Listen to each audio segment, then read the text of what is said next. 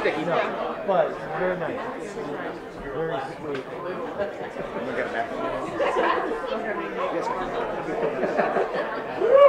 If I swear, I apologize. This table. For those of you who don't know me, I'm Matt Daggett. Thank you. There's a lot of you, particularly on that row, have never seen me. In the back. Hi. So, I'm Dave's best man. That's cool. I was honored when he asked me. He told me once, with his soft side, dude, you're my best friend. And he's like, I know it sounds weird. I know it's weird. And this is out back, or it was actually out back of his house that he lives in now. So I'm gonna go into the story of me and Dave. 2 bottles of bourbon. Might be kind of gay. It's okay. I'm very, very proud of it. So I've known Dave for approximately about 10 years. He met my brother before that, and everyone involved lived at 249 Richmond. If you lived at 249 Richmond, please raise your hand. All right. That is only a 2-bedroom apartment, and we've all rotated through there. There's an upper and a lower. We've rotated in and out throughout the years, and we all split out the other side as friends, which is pretty amazing. All right, and that's how this all came together as well. So we meet there, and I start living with Dave. I needed a place to live, so I live with Dave, and it's going well, right? I don't know. Yeah, it's going fine. We live together, and realize now I've lived within 20 feet or in the same building as you for 10 years. Literally, I've lived downstairs from him up until recently. Got a house, thank God. I got away from him for a moment, but always really close. So we're living together down at 249 Richmond, and he decides to buy a house, so I'm like, I'm gonna go with you. And he's like, yeah, let's do this. I'm like, all right, let's get a house together. So we go on down the road and we get this house together, and we're living there, and it's a ship hole, to say the best thing. And I help him remodel it. So I'm helping him remodel, and we're living there, and there we are, me and Dave, and microwaves on the floor, and like just building stuff and beating and banging. Finally comes a day I decide I want to become an art teacher, and I get a job, not locally, and it's in Virginia. And I finally have to say goodbye to my beloved Dave. So Dave drives my weird thinking mind down to Virginia, moves me in. I found a wonderful job there. I was teaching prisoners. It's really rewarding.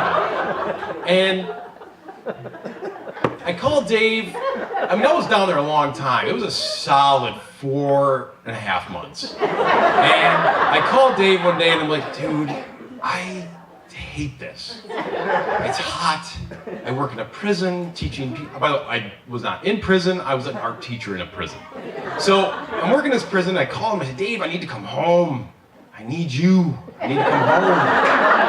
And Dave's like, oh, man. And something had changed. It was no longer, we were just moving into places together and building stuff. It turned into, I don't know, man. Jen just moved in. No. I'm like, I'm stuck in Virginia and you're not home. But then he shot back. And he says, wait, no, I got an idea. He's like, I gotta build the upstairs still. You come, you live in the upstairs, and we build it. I'm like, perfect. He's like, when are you coming home? A couple weeks? I'm like, no, man, tomorrow. Tomorrow. So that earthquake hits the eastern seaboard. This will give you a time frame. The earthquake hits the eastern seaboard, cracks the Washington Monument. It was about 20 miles away from where I was living at the time. I was like, I gotta get home to Dave. There's an earthquake here. So I hop in my vehicle, and we get going. So I drive up the coast, I get home, and I move back in with Dave and Jen. And we are now the reverse Three's Company. Jen has got her 2 bumbling idiots banging around the house, beating and banging, breaking walls, swearing uncontrollably, smoking, because we occasionally smoke cigarettes, but whatever. So we're just living this life. And, you know, coming up to this, I was having a really hard time with the speech, hence I haven't even used it, but I realized during that time what great friends we became. and how amazing that was. And what you had mentioned, Dave will give up anything to help anyone. Regardless of how irritated he gets, he's always helping. He will make it look like he's going through hell and back, but he's still helping and he cares so much. And I think that's why him and I are good friends. And I don't need to go very much deeper on that because that's not how we are. Actually, when we hug, we whisper, but Dave needs his help, and his help is Jen. Jen keeps him bubbly, because that's what she is. Jen keeps him from losing his goddamn mind. Because Dave has got a lot of gears up there, and she keeps him on a track. She keeps his mind occupied. He does anything that she needs. He's always running around. He's always got to get things, got to get stuff, got to do things. Jen, you got to get a new car, got to help you, got to go stuff. And he's always doing it. And it's a beautiful thing. And I've been able to live with you guys. I've lived with them, how long? Too long. 4 or 5 years. We are adults. I am 37 years old, and I lived with a couple for 5 years. So these two are pretty amazing. I'm extremely proud to be here.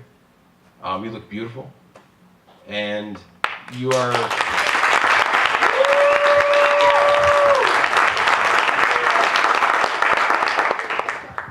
So through those days of me living upstairs in a drywall covered bed,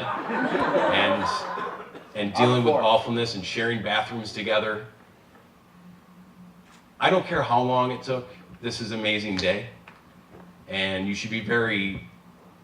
I don't know. I'm very humbled. It's a great experience to watch this, and what I want everybody to do is raise a glass.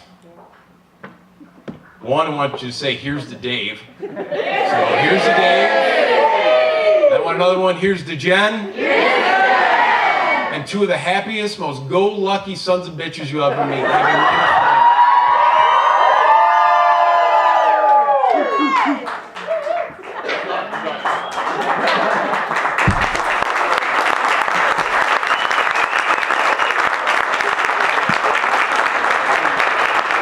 Matt, when are you going to actually read your speech, though? Can we hear your speech? No.